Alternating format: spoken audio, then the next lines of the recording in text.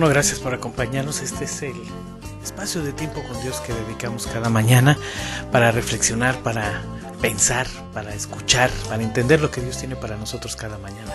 Yo los invito para que me acompañen para esta jornada, en este día, en esta reflexión que he de compartir con ustedes en unos momentos más. Quédense con nosotros.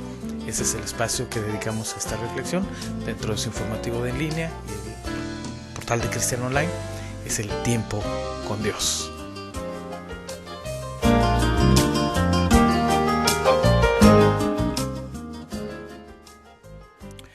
Muy buenos días tengan todos ustedes, los saludo desde este espacio, esta transmisión que se hace por las mañanas en las que incluimos esta sección que es el tiempo con Dios.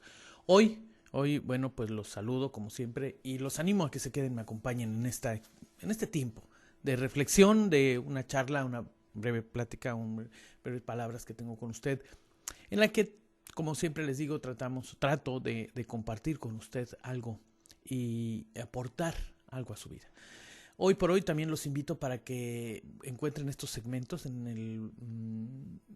el portal de ministerios.palabraviva.org.mx. Allí va a encontrar los segmentos del tiempo con Dios. Estos como bloque, como segmento especial.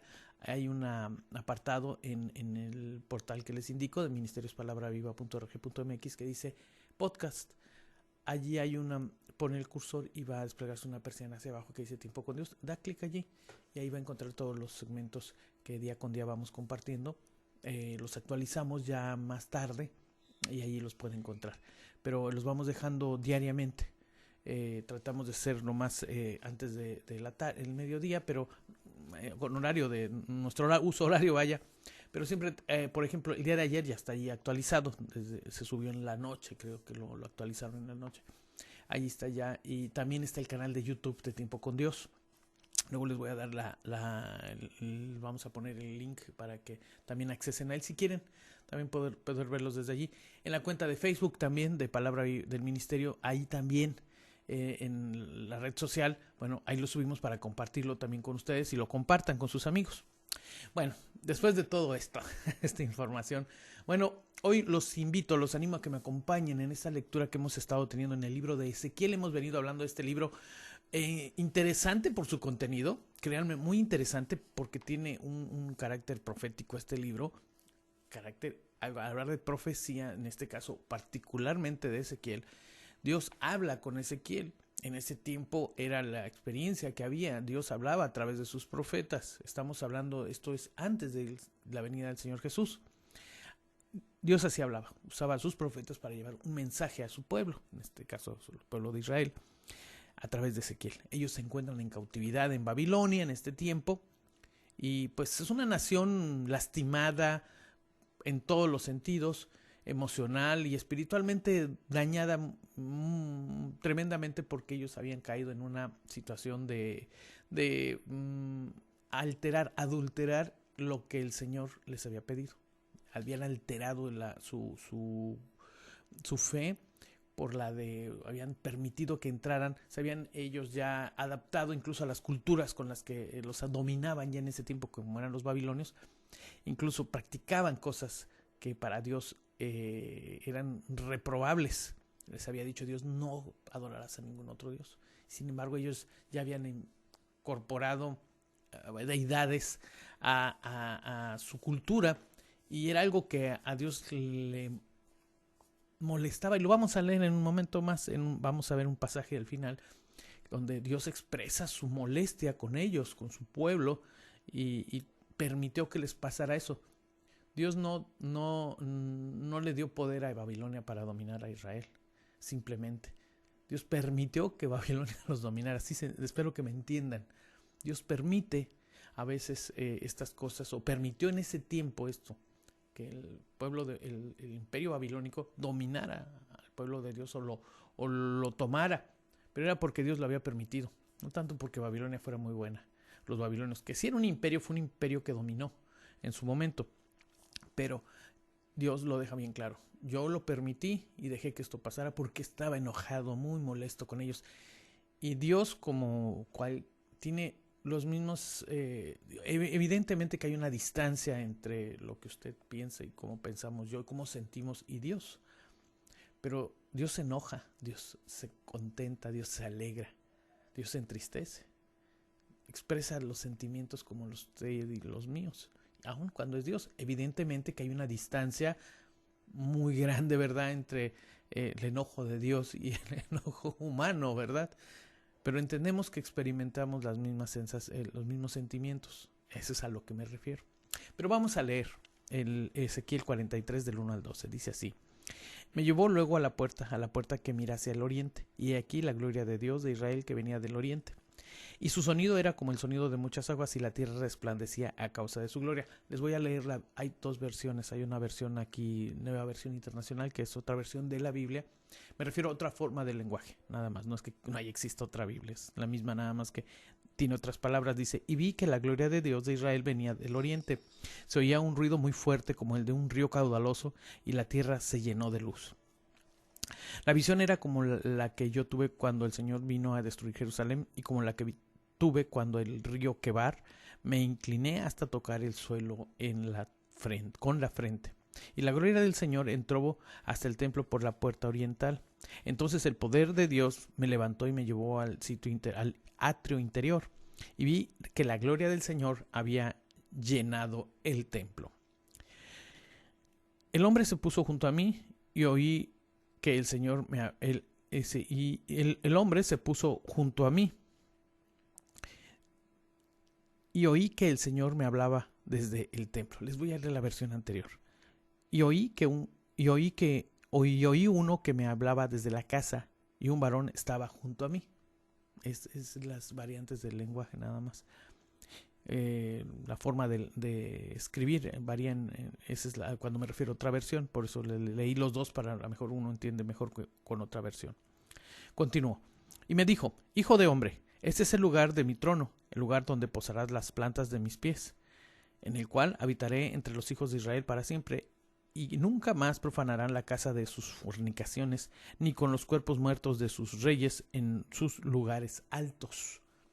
Fíjense, les voy a leer la Nueva Versión Internacional. Dice: y me decía: este es el lugar de mi trono, el lugar donde pongo mis pies. Aquí viviré en medio de los israelitas para siempre.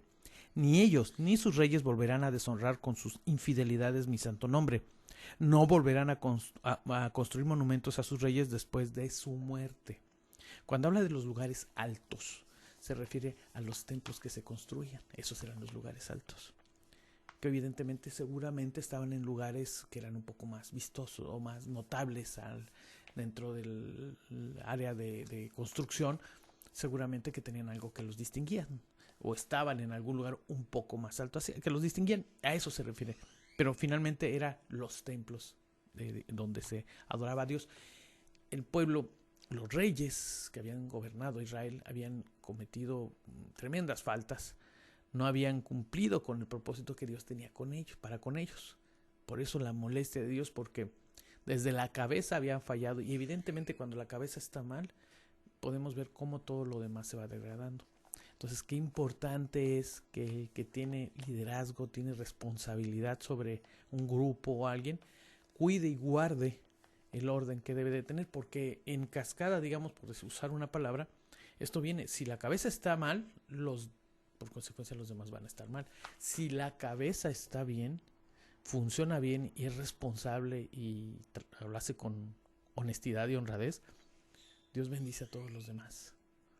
Puedes cometer errores, puedes equivocarte, pero cuando lo haces con mala intención, Dios conoce el corazón de cada uno de nosotros, la intención que hay en cada uno de nosotros.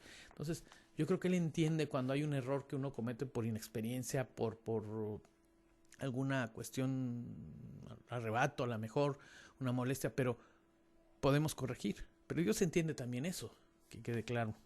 Porque continúa, dice: porque poniendo ellos su umbral junto a mi umbral y su contrafuerte junto a mi contrafuerte, mediando solo una pared entre mí y ellos, han contaminado mi santo nombre con sus abominaciones que hicieron. Por tanto, los consumí en mi furor.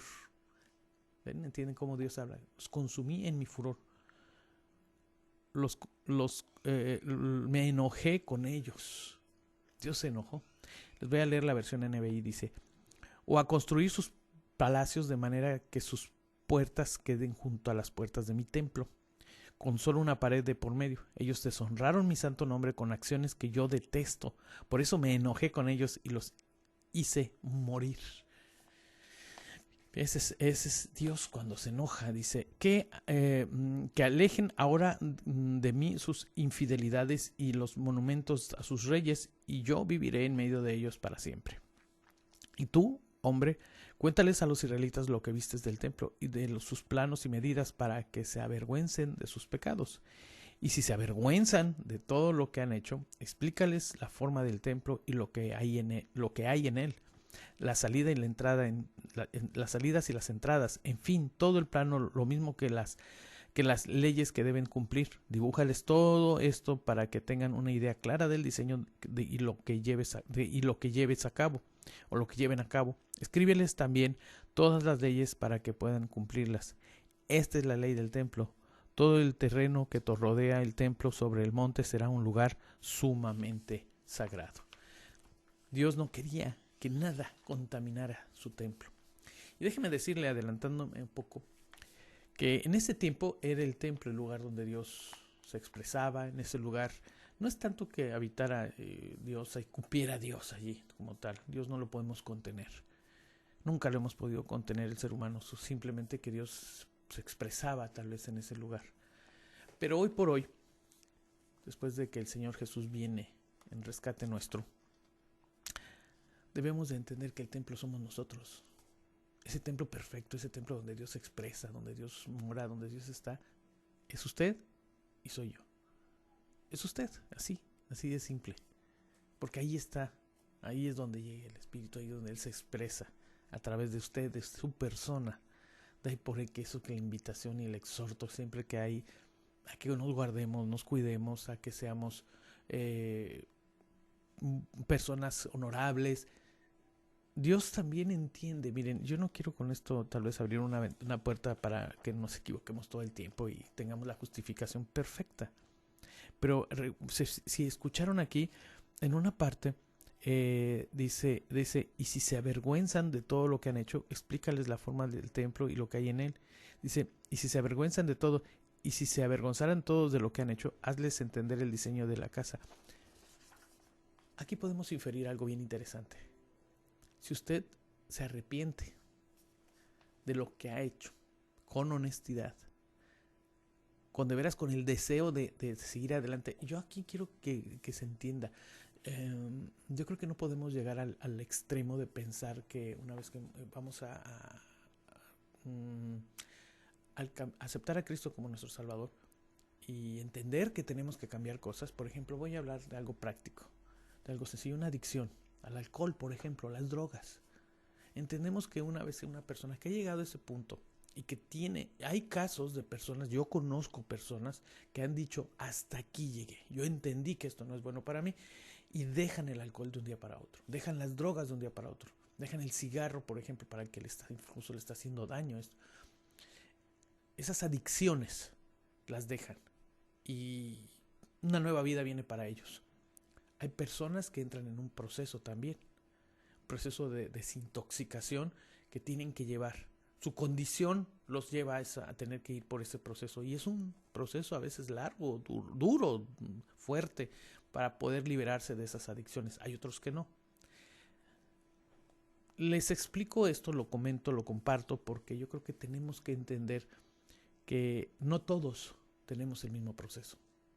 Tenemos que ser tolerantes, respetuosos también con las personas cuando entran en un proceso pero cuando entran en un proceso de renovación de su vida. Yo no me refiero a ser tolerantes con el pecado. El pecado Dios no lo tolera, pero sí entiende cuando hay personas y conoce su corazón y conoce su actitud y conoce su deseo de ser mejores cada vez, y conoce el de usted y el mío también. Los cristianos debemos anhelar la presencia y la gloria de Dios. El ángel lleva a Ezequiel a la puerta para que mire hacia el oriente. La gloria de Dios, que se había apartado por el pecado de Israel, vuelve para restaurar el templo caído y al pueblo. El profeta se postra sobre su rostro con temor ante el sonido y la visión indescriptible. Es por su misericordia que Dios vuelve a visitar un pueblo, y un pueblo pecaminoso. Ezequiel entra al templo guiado por el Espíritu Santo y el templo se llena de la gloria de Jehová. La restauración íntegra no se lleva a cabo la restauración íntegra no se lleva a cabo por medio de una enseñanza o un programa de la iglesia. Solamente cuando desciende la santa gloria de Dios experimentamos avivamiento y restauración verdadera. El templo es un lugar santo en el que Dios mora en medio de su pueblo. Se trata del trono de Dios, un lugar donde posa las plantas de sus pies. Como es sobrenatural, no está atado al templo, pero por amor a su pueblo se alegra de morar en él. La razón por la que Israel pereció y fue destruido fue porque había blasfemado el santo nombre de Dios y profanado su templo. Para que Dios pudiera morar eternamente en el templo restaurado, el pueblo de Israel debía apartarse de la fornicación espiritual y de la inmundicia. El ministerio de Ezequiel consiste en mostrar al pueblo el templo restaurado e insta a que ellos puedan arrepentirse y volver a sus caminos y guardar la ley. Los que obedecen la palabra de Dios y se apartan de la fornicación y de la inmundicia disfrutan la presencia y la gloria de Dios. Miren, cuando hablo de la fornicación y la inmundicia, aquí hablamos de en varios sentidos. Este término, esta expresión, habla de cuando alguien habla de alguien fornicó, alguien estuvo, cuando hablamos de la fornicación hablamos de que alguien tuvo una relación íntima, si es que lo entendemos así, con una mujer que no era su esposa o su esposo, del caso, fornicó. De algún modo nosotros tenemos que entender que estamos permitiendo. Dios quiere que nosotros, su primer mandamiento, ¿cuál es? Que no amarás a otro Dios, no adorarás a ningún otro Dios. Cuando nosotros dejamos que nuestra vida entre hagamos dioses y los adoremos, estamos fornicando en ese. Ese es el sentido, cuando hablamos del sentido en el sentido espiritual. Esa es una de las posibles aplicaciones que podemos darle. Dios no quiere eso. Hoy por hoy, a veces vemos al pueblo de Israel y pudiéramos pensar que había cosas terribles que estaban pasando, y efectivamente estaban pasando. Y hoy por hoy podemos pensar que no están pasando cosas tan graves, pero están pasando exactamente las mismas cosas con las que experimentó el pueblo de Israel. Fornicó porque hizo dioses de otras cosas. Tal vez ellos adoraban a Baales, que tenían dioses que construían, diosas que hacían para adorar y pedirles favores. Hoy por hoy seguimos exactamente la misma dinámica. Probablemente usted a lo mejor no tiene un Baal en su casa y lo adora ni se arrodilla de él ni tiene ningún altar para él, pero probablemente nosotros estamos atados hoy a alguna... hemos permitido, por ejemplo, cambiado de orden las prioridades en nuestra vida, en nuestra relación con Dios, y hemos puesto primero a lo mejor su trabajo. Y la relación con Dios es prioritaria. Y yo les he enseñado en algún momento, y voy a ser muy breve, a que la relación con Dios tiene que ser en unidad. ¿A qué me refiero? A que muchas veces percibimos como que Dios está arriba, nosotros seres humanos acá abajo, y luego las demás cosas, mi familia. Incluso para los cristianos creo que lo entendemos así. Pero yo me he atrevido a pensar que Dios no quiere ni siquiera esa percepción de relación con Él. Si usted y Dios se unen y se forma una unidad, se hacen uno, una sola célula, digamos, por expresarlo de alguna forma, uno solo, ya no va a existir eso de Dios y yo, sino vamos a estar juntos. Y entonces, en esa unidad, todo lo demás tiene que venir. Porque obviamente que tenemos prioridad como nuestra familia, con su esposa, con sus hijos, con sus padres, con sus hermanos, con sus amigos. Evidentemente que eso ya lo va a ir priorizando usted, lo va a ir poniendo en un orden. Pero, por ejemplo, para los que estamos casados, nuestra familia, nuestra esposa, nuestros hijos son prioridad. No los podemos poner en un otro plano. Son prioritarios. Pero si nosotros estamos, usted, yo, estoy en unidad con Dios, ya no voy a tener ningún conflicto. Yo y Dios somos lo mismo. Estamos unidos, mejor dicho, no somos lo mismo, estamos unidos. Por consecuencia, va a tener su esposa, sus hijos, sus nietos si es abuelo, sus sobrinos, sus amigos, probablemente su iglesia, su grupo con el que se reúne, su trabajo, su dinero, las cosas que Dios le ha dado, su casa, su automóvil, pero Dios va a ser primero, porque está usted junto con Él. Yo lo invito para que reflexionemos en ese punto y hagamos los ajustes en nuestra vida. Hagamos esos ajustes. Si nosotros nos mantenemos en unidad con Dios, no vamos a tener ningún conflicto ni ningún problema. La vida va a ser más llevadera, vamos a llevarla bien, mejor dicho. Vamos a tener una vida bien llevada, una vida ordenada, y esto nos va a llevar a tener una vida exitosa y ser un buen reflejo, un reflejo adecuado, correcto de lo que Dios quiere para sus hijos. Tenemos mucho que hacer, hay mucho camino que recorrer, evidentemente no hemos terminado, estamos haciendo, vamos aprendiendo, vamos corrigiendo, pero la actitud y la honestidad que debe de haber en ustedes es invaluable y es fundamental para que Dios también haga su labor en usted. Y recordemos que hoy lo que hemos aprendido, el templo somos nosotros. En ese tiempo de Ezequiel ese era el templo que él pedía para él. Hoy, después de Cristo, el templo es usted y yo. Eso es lo que nos ha traído hoy el tiempo con Dios.